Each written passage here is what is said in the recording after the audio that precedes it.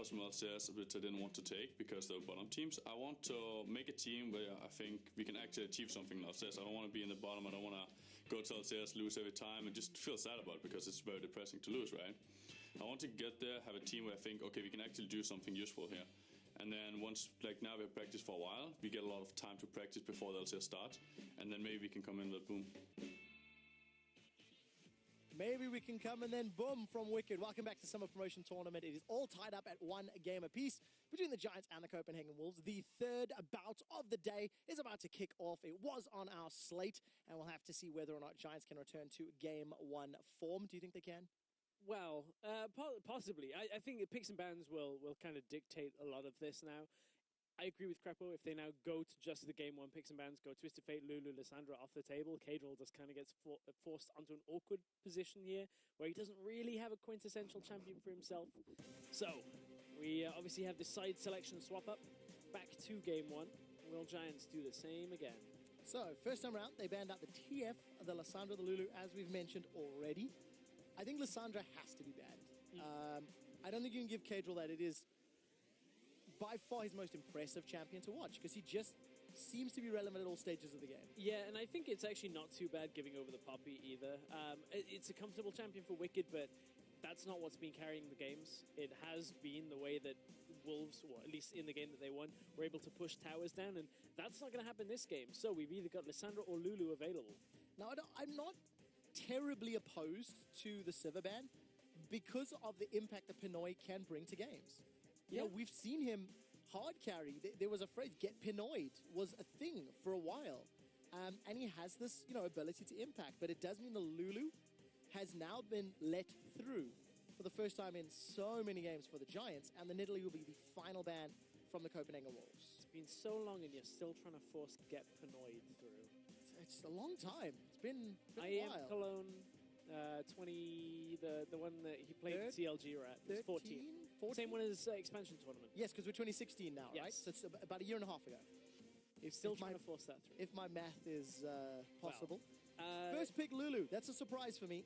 Considering how many times Giants have banned it, that is a fair statement. Pepe has not played it at all this year. It will be a first time.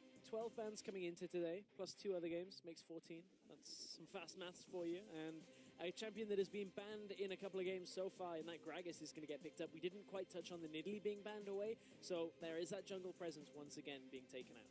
Now, what I do like about the Lulu is if Smitty J gets his Trundle again, which I'm expecting, Lulu can facilitate a Trundle to get in, to get out. Wild Growth is more effective, can facilitate a Kindred. If they decide to put Sunstar on a Lucian, you can do that as well. I mean, you could go Corki Trundle, save the Kindred for later, prevent Cadril getting a comfortable pick. Kalista would be the other one. We've seen this a lot out of teams like Origin, where they're like, well, we'll just protect on the AD carry and it'll be great. Now they've got, even if they do choose to lock this Kindred in, they would have the ultimate available here. I wasn't a big fan on Wisdom on the Kindred. I actually wouldn't mind seeing him on something like the Elise or Elise in. Just have a little bit more impact here. And I like the way that they're actually now hiding this. Take another defensive support, no reason really to show your jungler yet. Yes, there's a Gragas on the other side. You've got a lot of freedom here. On the same coin, Wolves may even just hide their top... no, because they got Poppy top. Yeah, Poppy top already. You know it's Lulu mid right now. So. Yeah. So you have to assume AD carry and support here for Copenhagen Wolves? Possibly. Nicholas, unless they want to run that Corki. You know, Corki's one of those champions, I mentioned it about a game or two ago, how you can cover some weaknesses of a mid laner by giving them Corki. He's got a good escape, he's got good siege, he's got good, poke at all stages of the game. So there is possibilities there. And instead... okay. So, this is super good by the Copenhagen Wolves. So Nuxalot, he played so much Trundle in the regular split that we were like, man, is this guy a Trundle one-trick? Like, what is this? Because it's the only champion he's played. So put that down in the support, take it away from Smitty J. Now they got a Lucian as well. Makes it fairly difficult for Giants actually to round out this composition. They lock the Rammus with a Trundle on the enemy team. Now Trundle, of course, is going to be down in the bottom lane. They could still flex the Poppy support. We haven't seen that much. I believe there was one game, I want to say in North America, that had a Poppy support. I remember like one fun game It's been a while. in the last few weeks that's had it. I think we can expect that Trundle up top. I'm a little concerned for the lack of magic damage on the side of Giants again. Yes, you've got the Lulu and the Rammus, which is, supplementary damage, but it's not like a AP mage and AP damage dealer in the middle lane. Yeah, I'm actually expecting the Trundle to be support, by the way. Just in case that wasn't super clear. It is possible to flex both and flip it. Mid lane now is available for pick. Well, it would be a mid lane supportive teleport champion. Just not Yeah, one, that's we're true. used to seeing.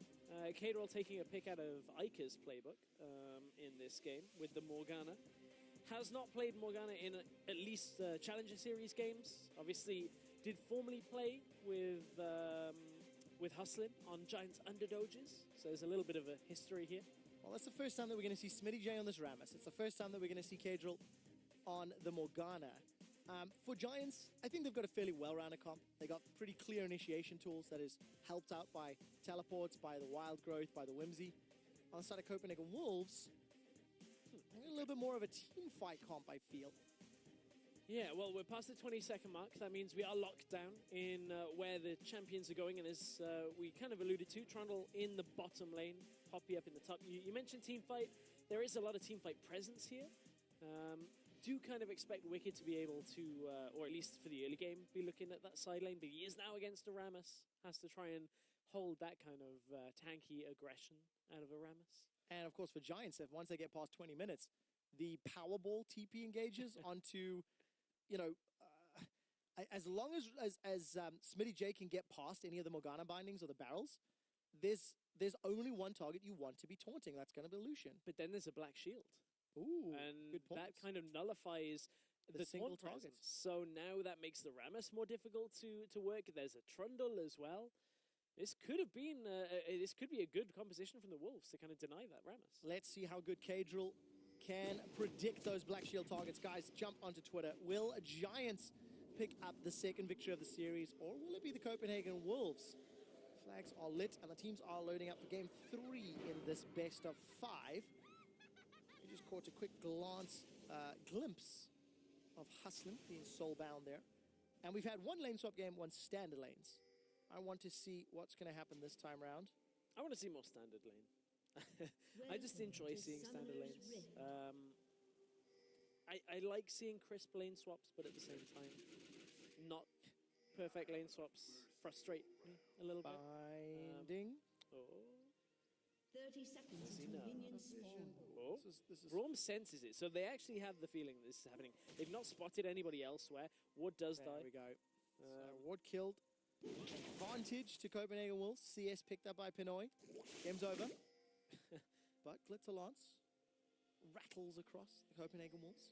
Ku was trying to get an engage there with that body slam. Of course, you do start that on Gragas, so it's not like he took anything completely differently. Was just trying to body slam his way in. Did not choose to flash. Minions have spawned. We got the little snail walking into the little bush there. I've never seen him walk into that little bush. I don't play the jungle, so... Ooh, Pinoy has opted for the Bloodlust rather than further back. We're seeing it a little bit. I think Sivir was the champion we saw a bunch of last week. We've actually started seeing it on almost every AD carry in Korea. Generally, they like playing a little bit more to stay alive rather than killing. They're like, well, I have enough damage anyway, so I can stay alive off these crits. So Pinoy is looking for the same thing. Sunstar, on the other hand, is like, yeah, just give me the damage. I'll stack that further up real quick. Wisdom was trying to take the red buff. Does have Smitty J here. They can get Sir Nukes a lot to tank this red for a while. They could be okay. Smite gets secured by Wisdom.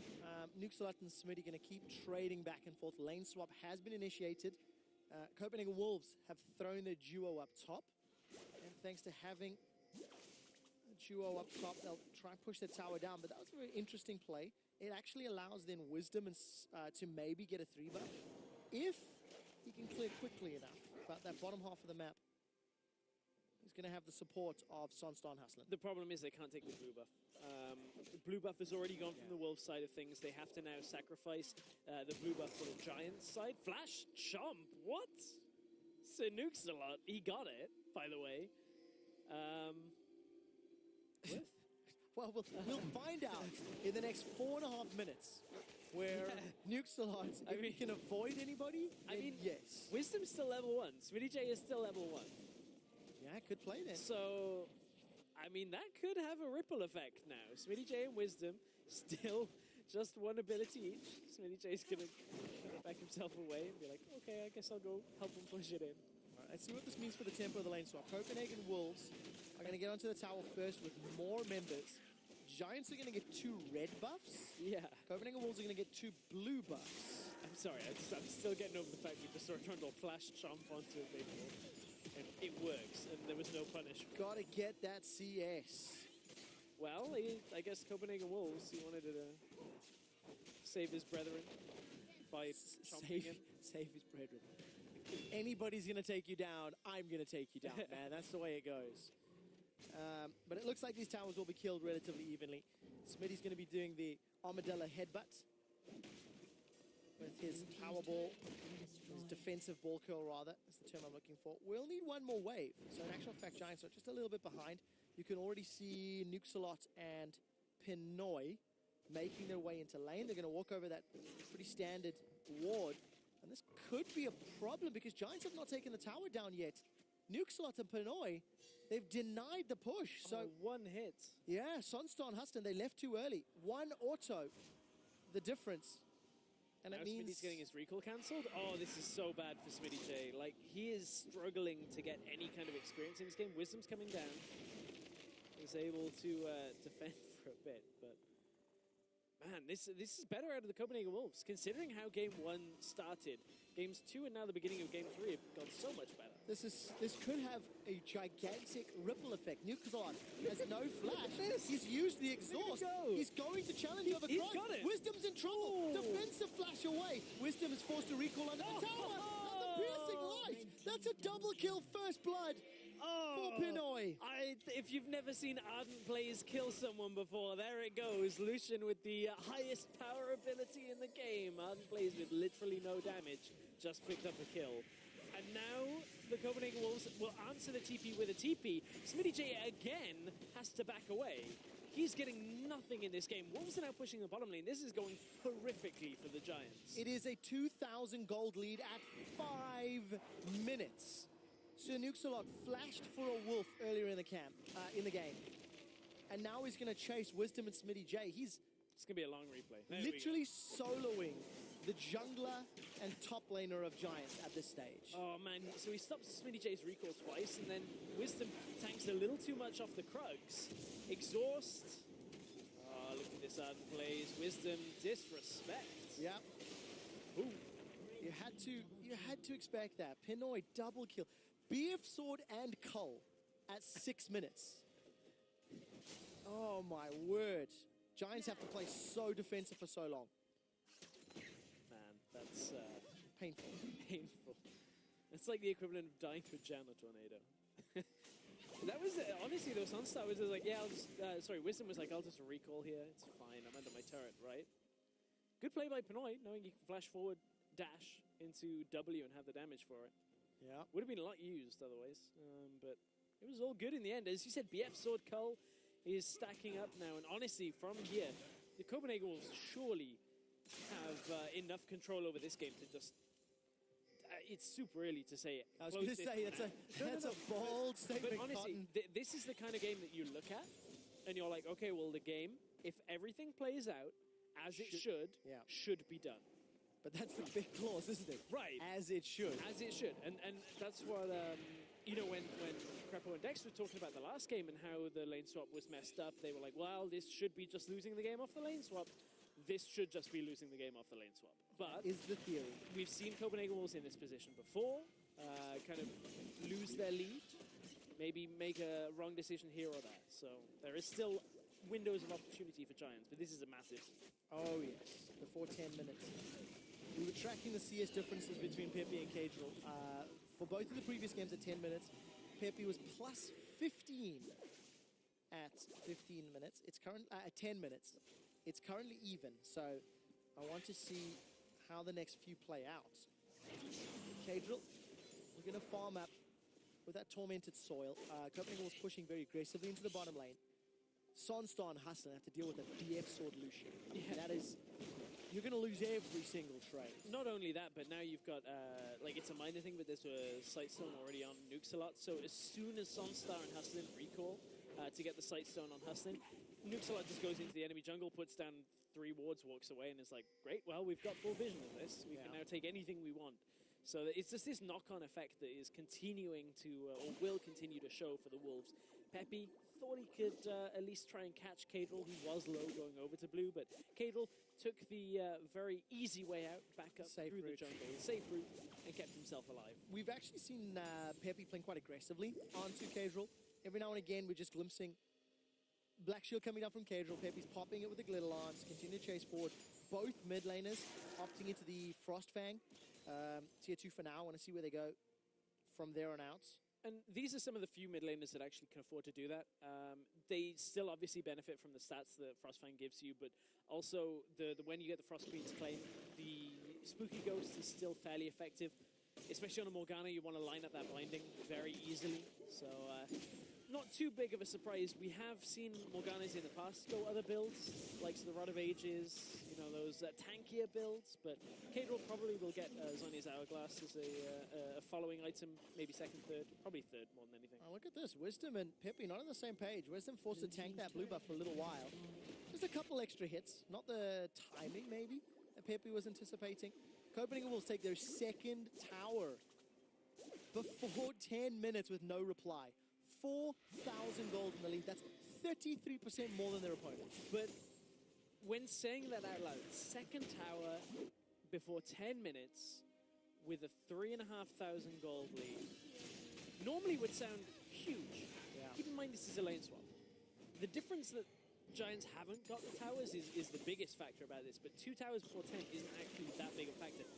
Wolves want to expand on that look maybe for the mid lane, but again, Peppy dodges it. Yeah, and it's just a sidestep. Doesn't get caught by the binding either. And the reason that the tower count has been so low is that after the initial lane swap, this game has been dragged into standard lanes. And ever since that, it has just been the goal difference between the two. So really, there is no tower pushing potential from that. It's a very obscure game where we've ended with half a lane swap, but because Giants couldn't capitalize and actually take a tower down, Wolves end up going, okay, well, we'll just play standard against you now, and good luck the with lead. that. Yeah, exactly. And that now forces Smitty J to be behind the curve, because he can't afford to push up with any wave that he pushes. And for the outcome after his head-to-heads and the goal deficit, this is the largest that Giants have been behind in a lane swap at 10 minutes all year long. That's including all of their LCS performances. So the Copenhagen Wolves have accrued a bigger advantage than some of the LCS squads. Going to secure their first Dragon of the game as well. This will deny one of the objectives that Giants have actually played very well around. I think games 1 and 2, they had very good early Dragon control. They had very good timing. And if Sunstar and Hustling can ever get to that bottom outer turret, a light breeze will knock it over. It is very, very low, but 126 health on it currently. that I determine as a light breeze. I'm not disagreeing. I'm quantifying. If Giants could throw a Goblin Barrel at that tower, it would go down really quickly. That's not about Black Market Brawlers, and launching those things is not a thing anymore. Down in the bottom lane, Sunstar and Hustling continuing to defend the siege. Teleports available for Cadril and Wicked, so if any action were to break out, look at those wards, there is options here for the Wolves to react. Just expecting a Tinkle to get launched in the barrel, or like float over in a balloon. No hacker in though, so you can't take that down super quick. No, not this time. You're going to see him back in the meta. Hey, Smitty J and Wicked, they're players too. Got themselves some farm. Tremors into headbutts, into dropping the hammer. It's not the most exciting of battles, but both players farming up as best they can. All that was Smitty J pushing the wave out so that he can recall, but the problem is, he walks into the bush right beside Wicked, and Wicked's like, well, I know you're recalling, so I'm going to stop it. Now the wave is pushed in, Smitty J has to give over farm to Wicked, has to now lose some from his own wave. What it will allow him to do, he should be able to just powerball back up when the wave actually reaches his turret. There's almost no way that wave is pushed in fast enough to make it bounce back. That's kind of impossible in this situation. And it's going to be even more impossible going up against Pinoy's Lucian. Essence Reaver already completed. Cull is about 12 stacks away from rounding out, so he's going to be onto a Essence Reaver static Shiv spike. incredibly early. Numbers on your friend there. I love how you're like, what is it? 12, it's 13. Oh. I mean, I guess it's around. You're arguing with me over 1 million?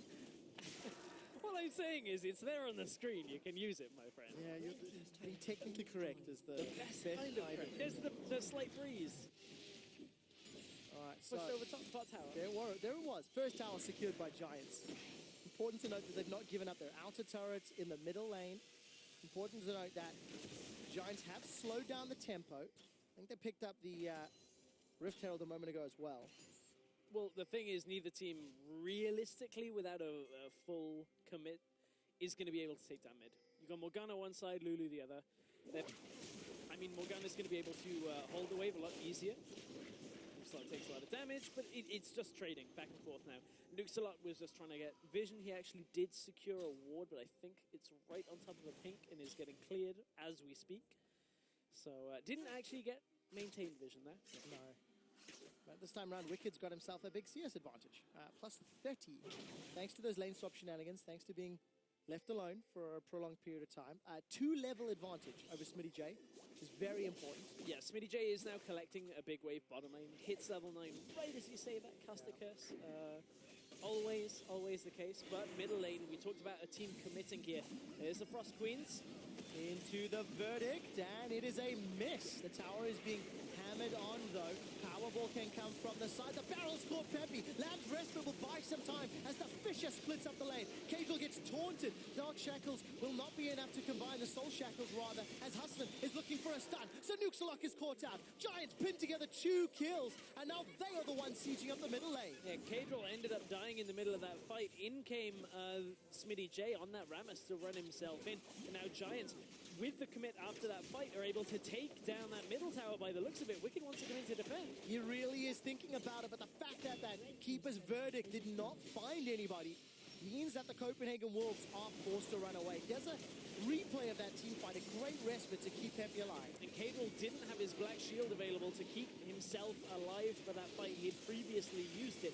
That means he falls, and this was the rest of the fight. Honestly, Nukesalot not strong enough to sit in front of a lot of that damage. Keep in mind, it's support Trundle, not top lane Trundle, so will be a lot less tanky than you would expect. And just like that, Giants close the gold deficit from 3.5, nearly 4,000 gold to just 1.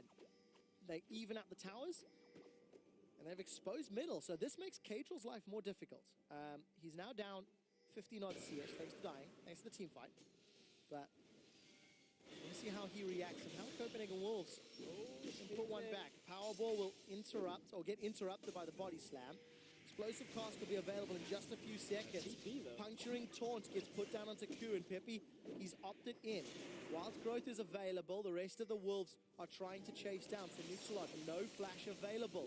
Pillar of Ice comes up. Powerball, once again, interrupted. Smitty J will be the sacrificial armadillo. And just steps over to the side. Interesting, Peppy did not throw down the Wild Growth. Maybe felt that the risk involved was too great. And now all of a sudden, Wolves, they've got a numbers advantage down bottom. And even though that did it result in Smitty J dying from that, he was overextended. There was a bit of a mark of what's to come. Wisdom taking a lot of damage. Cadril did not properly time the Black Shield on Q. Q got taunted, then the Black Shield was applied. So it's nitpicky, but again, that's what we were talking about. It is a game-changing thing. If that doesn't land onto somebody like Pinoy, just as the taunt is coming in, oh, Sunstar. Yeah, Sunstar's in so much trouble. Teleport from Cadril as well. Ooh, not sure why Smitty J Smitty J completed the TP, put some damage down with Tremors. Look at the support. Maybe that's why. Yeah. Tower is available. Wisdom fancies this one. Jumps forward with Wolf's Frenzy and the Dark Frenzy, rather, as it was. Cadril and Nukesalot, they're in trouble. Wisdom's down. Lamb's Respite will buy some time, but it simply will not matter. Dance of Arrows away, and it's Cadril that gets the final blow. To another kill in favor of the Copenhagen Wolves. They are just punishing Giants for being overextended time and time again. A great barrel from Ku will knock Peppy backwards. Flash has already been used. Smitty J is trying to interrupt. The Powerball gets stopped. Now he's going to die as well. On the front line, Huston's got the Unbreakable Shield, and Smitty J will waddle away, but Pinoy takes a tower. It's just coming apart at the seams. It absolutely is. Just even small decision-making's like, you know, completing that teleport to then take a fight where somebody has already died. It was even numbers, but Pinoy was taking mid lane at the same time. Then they go under a tower while still behind. And from there, Peppy kind of gets blasted back. Smitty J looks to go aggressive with the Powerball onto a Black Shield target. He was banking on the Black Shield expiring. He just mistimed it. This is really rough from Giants, considering how good they looked in game 1 of this series. I was going to say is a completely different Giants. This is the Giants we saw for the majority of the regular split. And this is the wrong time for this to be happening to them, because a loss here puts them 1 game away from being out of the LCS. Look at this, Sunstar just heavily overextended. There simply was not enough support. Yeah, I don't know why he's that far pushed up. He's trying to get a tower. This is exactly what Copenhagen Wolves have been putting Smitty J behind by doing the entire game, is drawing him top away from his tower and then looking to pressure him out of that situation. From here, it's a fight under the tower. Wisdom, the Wild Growth expires, and then he's just easy pickings under here. Yeah, he's got his ult, but that's all well and good if you're on 120 health at that point. Good luck staying alive, even with a little bit of heal when you're in between 4 people. Smitty J could be dead again. Oh, another very good barrel from Ku. Pinoy's looking for a few more autos, has to get through the armor, finds the kill. Thanks to the Essence Reaver and Static Shiv. Traded a top outer turret for a mid-inner turret. But the Rift Herald buff here is going to apply on the minions as well. There may be a world in which the Wolves can push the inhibitor tower now, because nobody really is there to defend. They only have 4 minions here, and they won't get the extra resistances on the minion because it is only Rift Herald. It isn't the Baron buff. No, it is not. There's another minion line congering its way in. Very good Dark Binding onto Peppy. The culling will get a near full channel, but it'll only half connect with Xpeppy. Inhibitor turret dropped to about 50% HP, and at 20 minutes in, Copenhagen Wolves have got a 5,000 gold lead. 4 towers to 3. Going to take their second dragon, and are in just complete control of this game. Absolute control.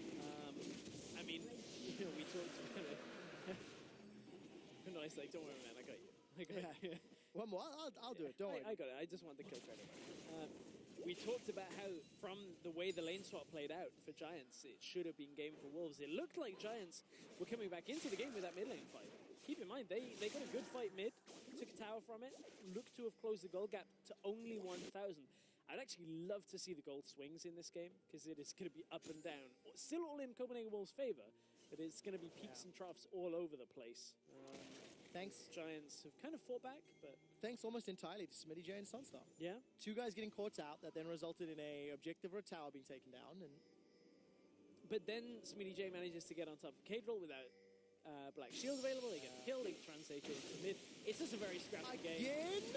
The body slam into nukes. Oh, so good. Pinoy takes a lot of damage, almost kills himself because of the puncturing taunt, the armor, and the tremors. But with the front line, the rolling Powerball away, Copenhagen Wolves have now got some uncontested time to siege the top tower. That was a pretty sweet barrel. That was sick, actually. Onto a Powerball target, put him into the troll, and... brings new meaning to the term barrel roll. Yeah, I wish I had something to follow up with that. Like, yep. It's been a long time since I played Star Fox. Yep. So. Mainly because I don't really want to listen to Slippy. I never played that game, but I always wanted What? to. I never watched streams like YouTube clips and whatnot. So sad. Or as I knew it in the UK, Lilac Wars. One of the best N64 games. It's so sad, man. Nintendo 64 never came to South Africa. Seriously. No, I know. Sanctions. You've actually had this. I know, but I've never said it on broadcast. So yeah, that's fair. That's the first. My childhood was deprived. Never got to experience GoldenEye. Ah, yes. Like, yeah, a lot of people don't even know what that is. It's sad. 22 minutes in. Baron is an option, or at least a threat for the Copenhagen Wolves. yeah. If they can pull Giants there and then connect with Jungle Pillar, Dark Binding, good Gragas ultimate. And actually, you know what? Ku has been fantastic with his Gragas. He has. His Gragas has been on point, way better than the Elise was in the first couple of games. Maybe that's why he's banned. Smitty J's decided to join this one. Wisdom jumps in. Lamb's wristband is going to be needed just to save Giants' lives. The verdict holds Giants in place, and Copenhagen Wolves are looking to ace the Giants. 3 are down. They've lost Cadril in reply, and Sunstar's hopping away. He's got the Hurricane and the Blade of the Ruined King. but it's simply not enough damage. It's a 4 for 1. Yeah, he doesn't have enough. The Copenhagen Wolves were dropping very low. Ku was dropping low. Cadril even died in that fight. And it looked maybe like Sunstar would have been able to clean up 1 or 2 more, but the problem is, as one man, he does not have enough damage right now. Blade of the Ruined King and that Hurricane is all he's got right now. He's behind on CS. This was the start of the fight once again. Ku on point with a max range barrel. Hits him with just the edge. And Peppy falls before this fight even starts. From here, SmittyJ again completes a teleport after somebody on his team dies. That is generally not a good idea. As a tip. Yeah, generally speaking.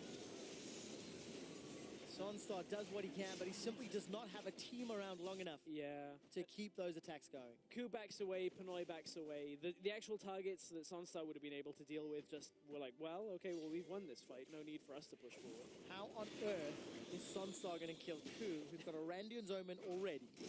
Wicked, Sunfire Cape, plus that Iceborne Gauntlet. This has been a good punish from the Copenhagen Wolves. They've extended their lead. They've punished Giants' mistakes and misplays when it comes to positioning. And I really don't feel like Giants were expecting the Trundle pick away. I completely agree with that. I feel like Giants were like, okay, well, they've got Poppy, they've got their top laner, we'll lock the Trundle later. Let's take our picks in the second rotation and, see what we got. Callista Brawl, exactly. And they're like, well, let's take him. But the problem with that is it's just... They gave up the Trundle Lucian. Yeah. I would have taken Callista Trundle probably. Kept SmittyJ something comfortable. Get them on something that he could have gone toe-to-toe with Wicked.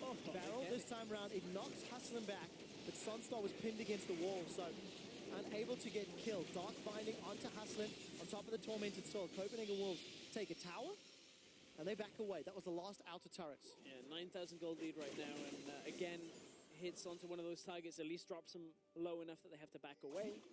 Giants have to reconsider, and I just feel like this Trundle support and the way that they took it away from Giants messed a lot with what Giants wanted to do in picks and bans. Now, it hasn't single-handedly, dealt with everything, but the fact that Rammus on the other side has 5 deaths is as a symptom of what has happened earlier on in the game, being caught up in the bad lane swap at the beginning, plus the plan having to change on the fly. You can feel the problems that Giants are facing.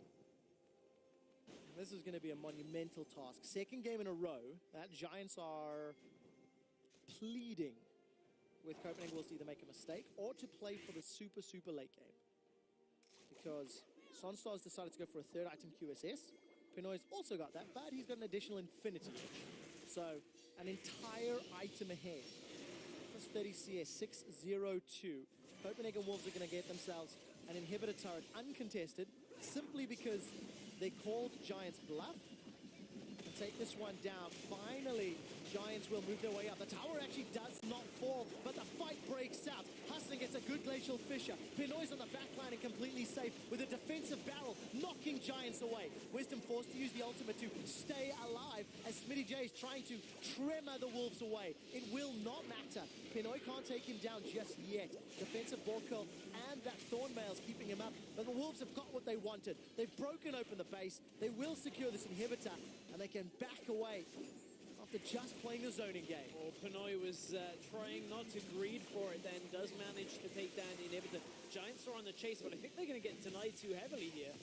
SmittyJ looks for a power ball, look for the black shield, continuing to chase. Giants are still down 10,000 gold with nearly no ultimates. Bottom lane, big wave pushing in. SmittyJ desperately wants it. He wants to be able to catch up 2 levels down on Wicked, so that is going to be that as he goes bottom lane. But again, the Wolves are just utilizing their advantage. This is now 2 games in which Pinoy has gone unkilled so far. Yeah, and 2 games in a row where Copenhagen Wolves have built up waves on the side lane. They've pressured a particular lane. When you look top or bottom or wherever else, there are minions pushing in the favor of the Copenhagen Wolves. That's very clever because we played this very extended team. And again, in this situation, Wolves don't need kills here to win this fight and to ultimately look to win this game. All they're here for is the inhibitor, so the fact that they're getting them low is enough for Wolves to just go, okay, well, we refocus, we back away, let this Kindred ult expire, and then with the wave, we push up once again. Anybody put out in front is going to get chunked down even further, and the Giants can't defend against the inhibitor push. From here, easy push on the turret, it's one shot left. This is the touch and go kind of situation for Pinoy. He was getting zoned off by Pepe just because you have to respect Pepe's damage at that point. But it was enough to take down the inhibitor. And the Wolves right now are in a comfortable spot, but Nukes is being caught. Ku is there. Oh, a lot of damage coming down. Wisdom is dancing with those arrows forward. And TP's coming out. Oh, great dark binding. Kadril times it beautifully, instantly interrupts the TP Powerball. And that is a very, very big tool down for the Giants. Spooky, chilly Ghosts goes out. Kadril's looking for more. Winter's Bite will slow Kadril's aggression, and Copenhagen Wolves can play around. Baron can play around with the super minion timing.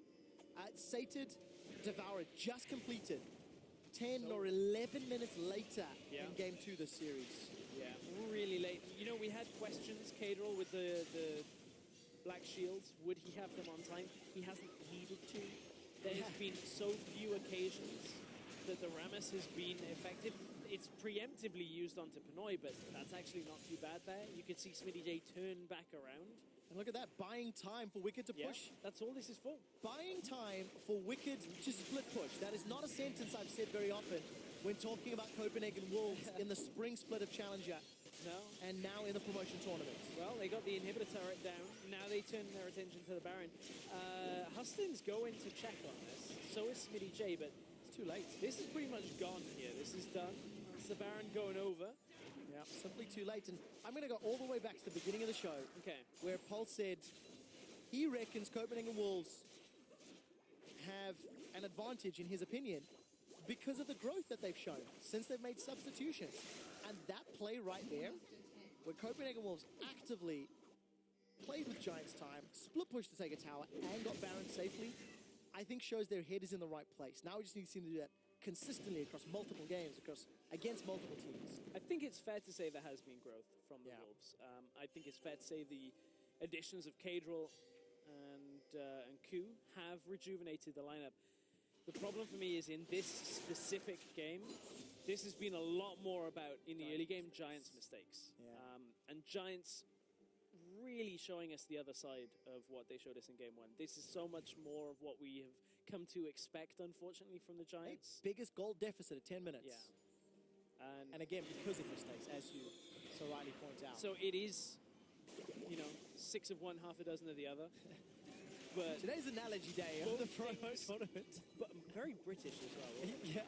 Both things come together and result in this game for the Wolves. And, again, we at the beginning of the day, we're like, well, it depends on how you play on the day.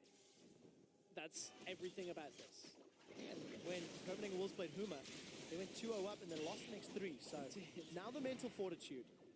Copenhagen Wolves have got a few minutes to close this one out with the Baron if they so desire.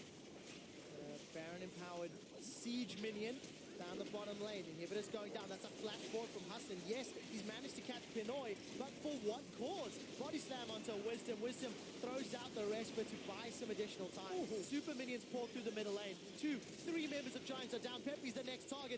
Ku brings the barrel down on his head, and Smitty J's forced to roll away. That will be another victory for the Copenhagen Wolves, and in even more commanding fashion. 2-1. The Wolves are one game away from advancing to the next stage. It is going so much better for the Wolves right now, and one of the things that's working out well for them is the man in the bottom lane. 8-0 for this game. He's on your screen right now. That means over the last 2 games, 18-0 and 7 for Pinoy. Those are ridiculous stats. And it's just carrying the games through for the Wolves. Yes, it's a group effort. Ku had a lot of jungle control in that game. Oh, yes. 1-0-12 himself. So a good game for Ku, showing up on the stage. But, man, it's difficult to deal with Pinoy when he's getting that much room and nobody's threatening him. Yeah, it's around like an 80% kill participation with that 1-0-12. But I was just more impressed with Ku landing so many ultimates. Yeah. Those Gragas barrels, knocking targets back over and over and over again. That is a consistent, not over-aggressive approach.